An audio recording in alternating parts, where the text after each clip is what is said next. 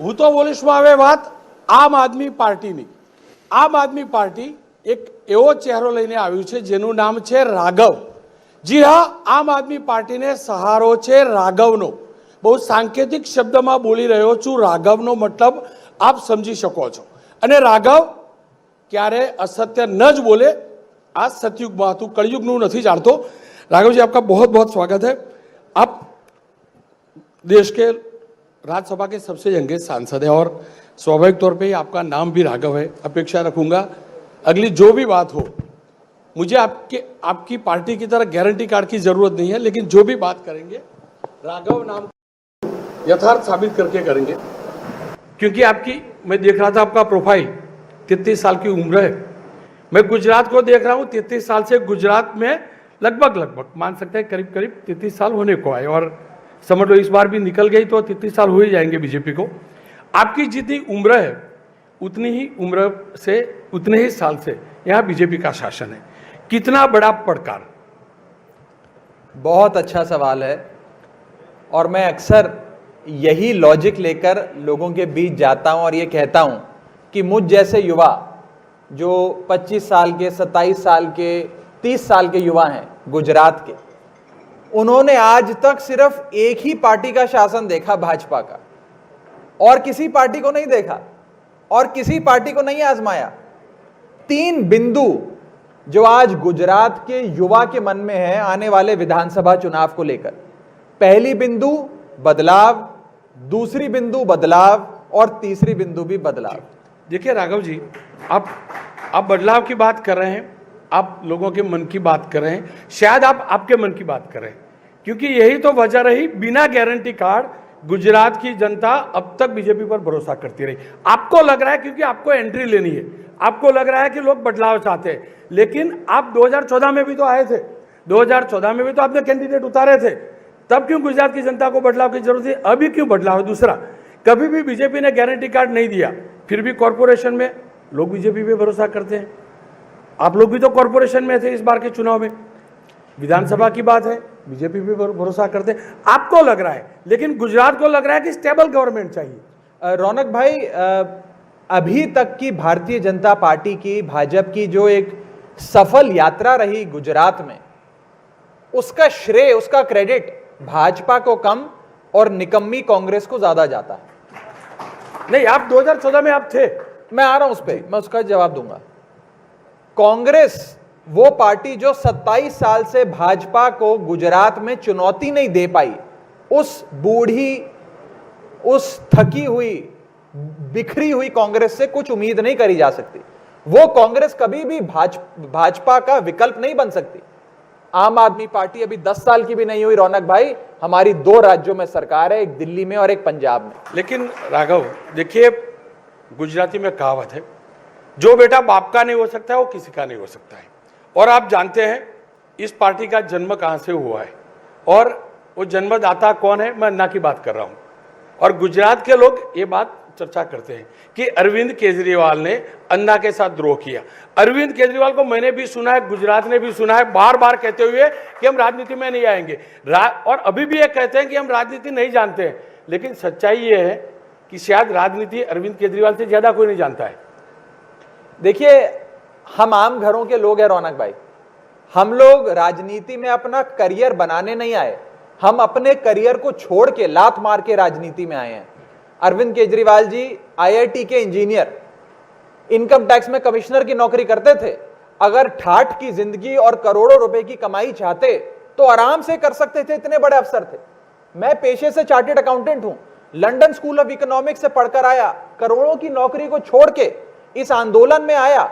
इसलिए कि जब तक आपके, हमारे जैसे लोग, आम घरों के बच्चे बच्चियां, आम घरों के लड़के लड़कियां अपने करियर को लात मारकर इस राजनीति के दलदल में नहीं उतरेंगे तो भारत की राजनीति कभी साफ नहीं हो सकती.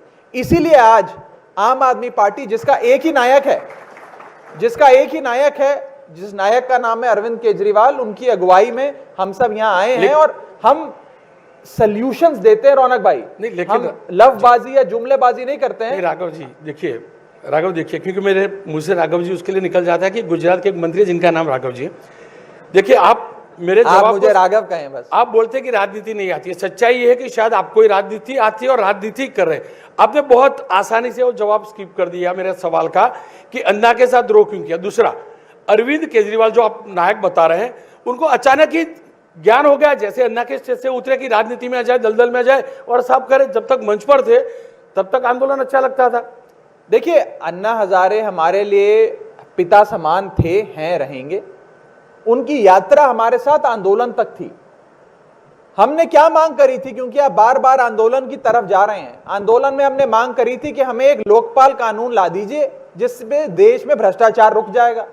उस समय की कांग्रेस पार्टी ने कहा कि अगर कानून इतना ही पसंद है, अगर कानून बनाने की इतनी इच्छा है, तो पार्टी बनाओ, चुनाव लड़ो, चुनाव जीतो, सरकार बनाओ और अपना कानून लाओ। तो अरविंद केजरीवाल ने कहा ठीक है भैया, चुनौती स्वीकार है। पार्टी बनाई, चुनाव लड़ा, चुनाव जीता, सरकार बनाई और अपना लोकपाल कानून लाए। लेकिन अन्ना का आशीर्वाद कभी भी नहीं लिया। अन्ना ने आशीर्वाद नहीं दिया। अन्ना हजारे ने शुरुआत में ही कहा था कि उनकी जो यात्रा है, वो यात्रा आंदोलन की है। वो गैर राजनीतिक रहते हुए अपनी यात्रा करना चाहते हैं। और हमारा यह मानना था कि जब तक राजनीति के कीचड़ में नहीं उतरेंगे झाड़ू लेकर, तब तक ये कीचड़ साफ नहीं होगा। देखिए, हम उन परिवारों से आते हैं रौनक भाई, आप हम सब आम घरों के बच्चे जो यहां बैठे हैं, जिनके घरों में हमें यह सिखाया जाता है, पढ़ाया जाता है कि राजनीति बेरोजगार लोगों का, गुंडों का, बाहुबलियों का या बहुत अमीर लोगों का काम है। इसमें आम घरों के बच्चे नहीं जा सकते और कोई भी नहीं आना चाहता। लेकिन किसी को तो राजनीति के दलदल में उतरना पड़ेगा। ये वही मानसिकता है जो कहते हैं कि शहीद आजम भगत सिंह की तो बहुत हम लोग सब बहुत आदर करते हैं, सम्मान करते हैं, प्यार करते हैं उनसे। लेकिन कहते हैं कि अगर भगत सिंह जी पैदा हो हमारे घर में ना हो, पड़ोसी के घर में हो। यह मानसिकता नहीं हो सकती। देखिए, गुजरात मॉडल की चर्चा देश भर में होती रही। अब आप दिल्ली मॉडल की बात करें, लेकिन मेरा सवाल यह है, गुजरात में आप आ रहे हैं, आपका नारा है एक मौका केजरीवाल को। क्यों मेरे ईसुदान को एक मौका नहीं? क्यों मेरे गोपाल इटालिया को एक मौका नहीं? क्यों आपको भरोसा नहीं है कि ईसुदान के नाम पर वोट मिलेंगे? आपको भरोसा नहीं है गोपाल इटालिया के नाम पे वोट मिलेंगे? शायद ये वजह कि आप चेहरा केजरीवाल का आगे कर रहे हैं।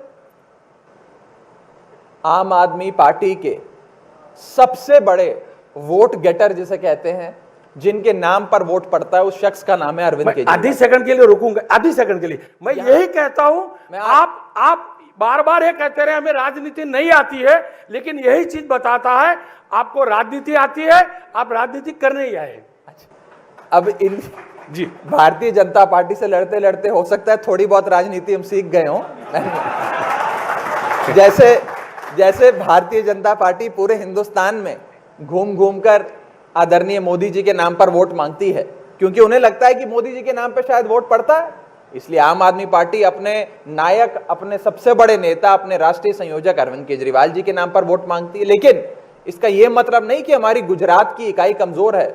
ईशुधन गढ़वी से लेकर गोपाल इटालिया तक आम आदमी पार्टी में एक एक ऐसा सेनानी है जो भारतीय जनता पार्टी की मसल पावर, मनी पावर और मीडिया पावर से लड़ने का गूदा रखता है, उसकी ताकत रखता है। नहीं, देखिए, अब बार बार बस अब वही मुद्दे पर आता हूं। बार बार जितने भी आपके नेता आते हैं, बार बार ये बोलते हैं कि मीडिया डरा हुआ है, मीडिया हमें नहीं दिखा रहा है। शुरुआत वहां से होता है। यदि मैं एबीपी अस्मिता, मैं भी तो मीडिया कर्मी हूं, डरा होता तो स्वाभाविक तौर पे आपको आमंत्रित नहीं करता। मैं डरा होता तो ईशुदान गढ़वी को आमंत्रित नहीं करता। क्यों ये नकारात्मकता फैलाई जाती है कि लोग डरे हुए, उसके लिए आम आदमी पार्टी, आप मीडिया को क्यों आप मोहरा बनाते, मुझे बताइए। हम तो डरे हुए नहीं है। मीडिया को बिल्कुल भी मोहरा नहीं बनाते और हम मीडिया से बहुत प्यार और उनका सम्मान करते हैं।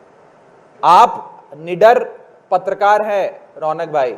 एक माहौल ऐसा बन गया, मैं आपके चैनल की बात नहीं कर रहा, लेकिन अन्य मीडिया आउटलेट्स की बात कर रहा हूं, जहां बहस बुलाई जाती है आम आदमी पार्टी के ऊपर कि आम आदमी पार्टी ने यह कितना गलत काम कर दिया, जिसमें एक भाजपा का प्रवक्ता होता है, एक आरएसएस का विचारक होता है, एक कांग्रेस का प्रवक्ता होता है, जो पत्रकार होते हैं दो जो भाजपा के प्रति अपना पक्ष रखते हैं, एक एंकर होता है जो भाजपा का ही एम्प्लॉय होता है, और आम आदमी पार्टी का एक भी प्रवक्ता नहीं होता है, और बहस होती है।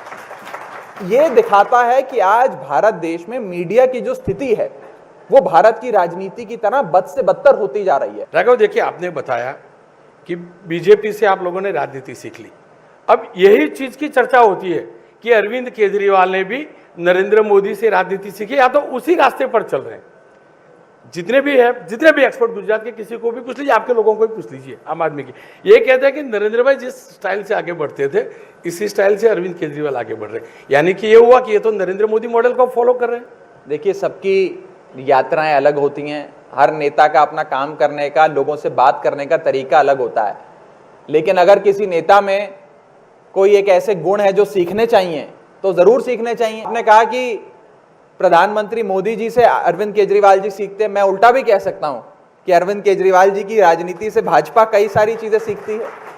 देखिए, आप लोगों की जितनी भी रैली वगैरह होती हैं, आप मुद्दा बनाते हैं एजुकेशन, आप मुद्दा बनाते हैं स्वास्थ्य को, और होना भी यही चाहिए। लेकिन गुजरात की एजुकेशन सिस्टम अच्छी नहीं होती तो मेरा ईशुदान इतना सीनियर जर्नलिस्ट कैसे बनता? कितने सारे लोग हैं IIT IIM वाले, कितने सारे IAS IPS हमारे गुजरात से निकले हैं, और वो सरकारी शाला में पढ़कर ही तो निकले हैं। यानी कि आपके मॉडल हो सकता है दिल्ली का अच्छा हो, लेकिन गुजरात का एजुकेशन मॉडल को अच्छा नहीं दिखाना, यानी कि तो ईशुदान का अपमान है। एक कहावत है अंग्रेजी में जिसे कहा जाता है एक्सेप्शन प्रूव्स द रूल, यानी कि जो एक्सेप्शन होता है वो ही जो कानून है, जो रूल है, उसे सार्थक कर देता है। ईशुदान गढ़वी भाई और अन्य साथी वो एक्सेप्शन की कैटेगरी में आते हैं। एक विषय, अगर भारत की नींव आपने मजबूत करनी है तो लोगों को अच्छी और मीनिंगफुल शिक्षा देनी होगी। आप सोचें कि अगर आज एक गरीब मजदूर जो महीने का 10,000 रुपए कमाता है, अगर उसके बच्चे को अच्छी सरकारी मुफ्त शिक्षा मिल जाए और वो पढ़ लिख के इंजीनियर डॉक्टर बन जाए तो उसकी महीने की 2 लाख रुपए की नौकरी लगेगी। वो अपने परिवार की भी गरीबी हटाएगा, अपने समाज की भी गरीबी हटाएगा और एक मजबूत भारत की नींव रखेगा। इसीलिए अरविंद केजरीवाल जी बार बार शिक्षा की बात करते हैं। अब मैं मेरी बात पर आता हूं। राघव, आपने बात कही भारत की नींव मजबूत होनी चाहिए करके। क्यों आपको लगता है कि मेरे हिंदुस्तान की मेरे भारत की नींव मजबूत नहीं है? इसी भारत को सरदार ने बनाया है, इसी भारत को गांधी ने बनाया है, उसकी नींव पहले से मजबूत है। आप लोग क्यों बार बार नींव पर चोट करते? क्यों बार बार ये नहीं कहते कि भारत की इमारत बड़ी होनी चाहिए? क्यों नींव को हिलाने पर जुड़े? आज अगर भारत की नींव इतनी मजबूत होती जितना सरदार वल्लभ भाई पटेल फाउंडेशन या मजबूती रहा है, महात्मा गांधी जी ने सोचा होगा, जो उन्होंने सपने देखे होंगे भारतवर्ष के, एक आजाद देश के, एक आजाद मुल्क के, अगर उतने ही मजबूत होते तो अभी जो मैंने आपको बताया गिनवाई वो फहरिस्त लंबी, इतने लोग सड़कों पे विरोध प्रदर्शन के लिए ना उतरे होते। हमारे हिंदुस्तान के और गुजरात के हर जगह के स्कूल A1 प्राइवेट स्कूलों के टक्कर के होते, सबको वर्ल्ड क्लास मुफ्त ऑपरेशन, बढ़िया दवाइयां और इलाज मिल रहे होते जैसे दिल्ली में मिल रही है, सबको मुफ्त बिजली और मुफ्त पानी जो एक सम्मानजनक जीवन जीने के लिए चाहिए होता वो मिलती। और सबसे बड़ी बात, क्योंकि मैं युवा पीढ़ी से आता हूं, हमारे गुजरात के युवाओं के पास रोजगार होता, एम्प्लॉयमेंट होती। राघव, देखिए, आप गारंटी की बात करते हैं, गारंटी कार्ड बांटते हैं। हमारे यहाँ तो गरबा का कार्ड होता है, गारंटी कार्ड नया सुना है, लेकिन जब गारंटी कार्ड बांटते हैं तो बोलते हैं कि 10 लाख रोजगारी देंगे, 15 लाख सरकारी रोजगारी देंगे, लेकिन गवर्नमेंट का जो महकम है, जिसको टोटल सीट बोलते हैं, तो जो टोटल वैकेंसी है कुल मिलाकर 10 लाख से कम है। तो क्यों लोगों को ये नहीं बताते हैं कि जितनी खाली है वो भर देंगे? अब क्यों ऐसे भ्रमित करते हैं कि 15 लाख देंगे, 20 लाख देंगे?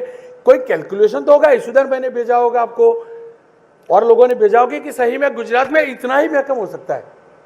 ऐसा नहीं है कि जिस दिन सरकार बनी उसके 4 दिन बाद सबको रोजगार मिल सकता है, क्योंकि रोजगार की अपॉर्चुनिटी क्रिएट करने में भी थोड़ा समय लगता है, महीना, 2 महीना, 6 महीना, थोड़ा समय लगता है, लेकिन तब तक हर युवा को बेरोजगारी भत्ता 3,000 रुपए का अवश्य मिलेगा। एक व्यवस्था बनाई है लोगों को, युवाओं को स्टेबिलिटी देने की। लेकिन राघव, देखिए, पूरा देश गुजरात में रोजगारी के लिए आता है। मेरे गुजरात में मूंगफली बेचने वाला बंदा भी 10-20 हजार कमा लेता है, तो 3,000 दिखाकर वोट मांगना ये कितना जायज है? अब देखिए, देश के एक प्रदेश का बंदा यहाँ राजकोट में होगा, खानगी मतलब निजी रोजगारी की कोई समस्या ही नहीं, और होती तो बाहर से लोग नहीं आते, ये भी तो सच्चाई है। मैं बता देता हूं, इसके पीछे भी कैलकुलेशन है, लेकिन अच्छी बात है कि आपने ये बात कही कि 3,000 रुपए जेब में डालने से कुछ नहीं होगा, क्योंकि हमारे भाजपा के दोस्त कहते हैं कि 3 लाख करोड़ का कर्जा है गुजरात में, ये 3,000 रुपए हर आदमी को कैसे बांटोगे? तो वो भी ये मान तो गए हैं कि सरकार हमारी ही बनेगी, 3,000 हम ही बांटेंगे, वो बस जानना चाहते हैं कि कैसे बांटेंगे। खैर, मैं आपके सवाल पर आता हूं। जब हम ये पूरा सेफ्टी नेट बना देंगे, एक सिक्योरिटी नेट, जो केजरीवाल मॉडल ऑफ गवर्नेंस के 4 बड़े स्तंभ हैं, बिजली, पानी, शिक्षा, स्वास्थ्य, उसके बाद जेब में जब 3,000 रुपए भी डालेंगे ना युवाओं के, तो वो आराम से इंतजार करेंगे अपनी नौकरी का कि जब नौकरी लगेगी तो ज्यादा पैसा कमाएंगे, अभी 3,000 रुपए ले लो।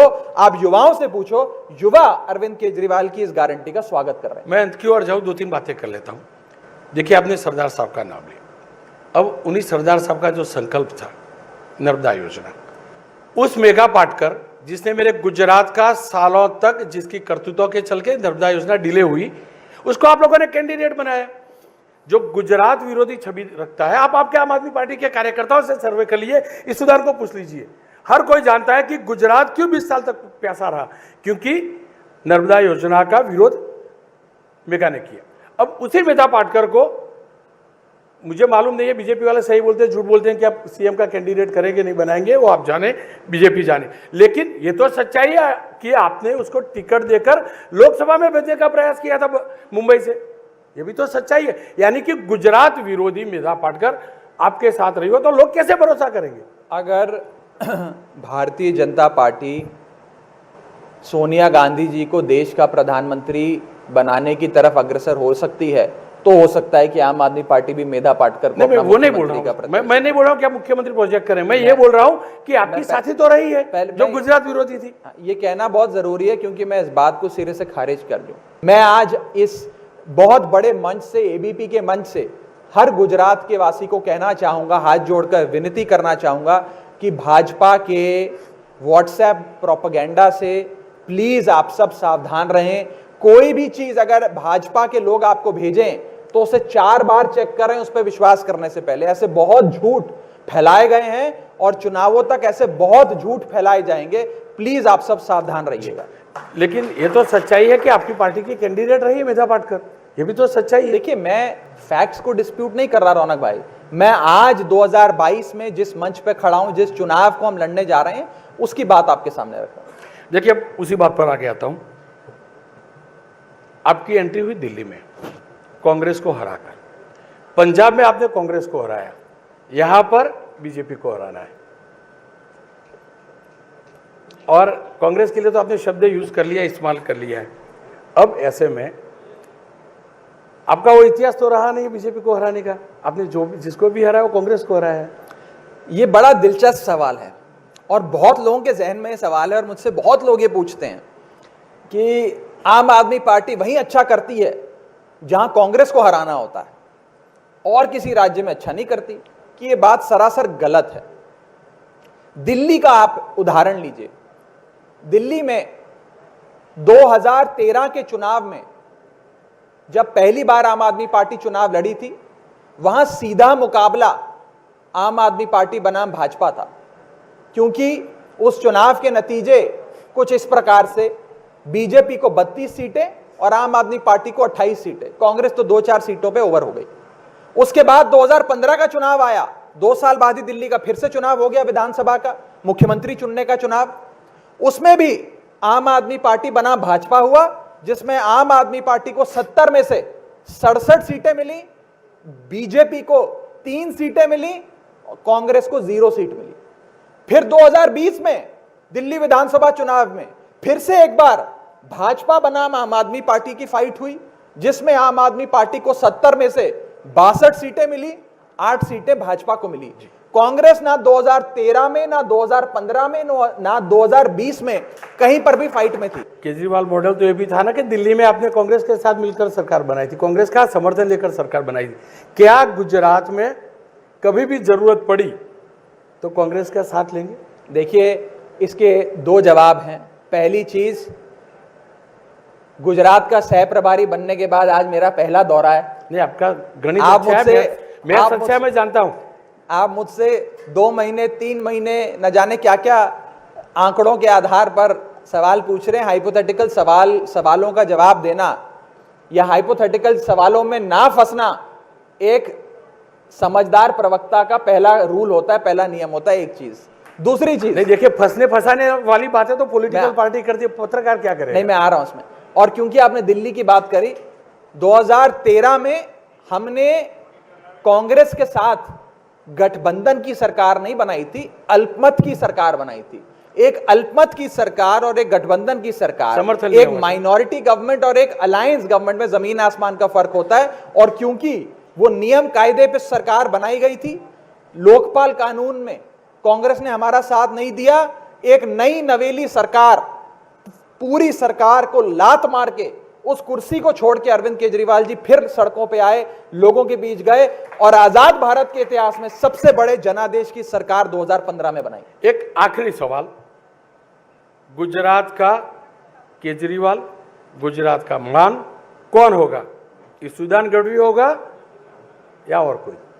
फिर मैं आज आप गणित के मास्टर हैं, देखिए आप लोग रिसर्च करके काम करते हैं और कई सालों से रिसर्च चल रहा होगा। छोटी छोटी बात में आप सर्वे करवाते हैं, काफी कुछ सर्वे भी तो हुआ, मैं भी तो कोई खबर निकालूं। जैसे ही सर्वे कराएंगे और जैसे ही सर्वे के नतीजे आएंगे, मैं रौनक भाई पर्सनली आपको फोन करके उसके नतीजे आपसे नहीं, मुझे नहीं, आप पर्सनली फोन मत कीजिए, मेरे पास कोई सर्वे। देखिए आप कॉन्फिडेंट है सरकार बनेगी, आप मेरे पहले ही दौरे पे मुझसे पूछ रहे हैं कि सब बता दीजिए। आप लोग कॉन्फिडेंट है आपकी सरकार बनेगी? ईसुदान बार बार कहता है बदल देंगे बनेगी। बदलना ही तो, ये भी तो सोच के खुद तो सोचा होगा। देखिए आप लंबा सोच के चलने वाले लोग हैं। आप जब अन्ना के स्टेज पर गए तभी कुछ सोचा होगा, कांग्रेस के साथ सरकार में, मतलब कांग्रेस का समर्थन लेके सरकार में बैठे तभी कुछ सोचा होगा, पंजाब को लेकर मान जी को बिठाए तभी कुछ सोचा होगा, गुजरात के बारे में भी तो कुछ। आप गुजरात का सोचते हैं तो आपके कार्यकर्ता का तो सोचा होगा कि उसको कौन सा स्थान दे। ये फैसला आम आदमी पार्टी गुजरात के लोगों पर छोड़ती है कि आम आदमी पार्टी और अरविंद केजरीवाल जी की सरकार यहां अवश्य बनेगी।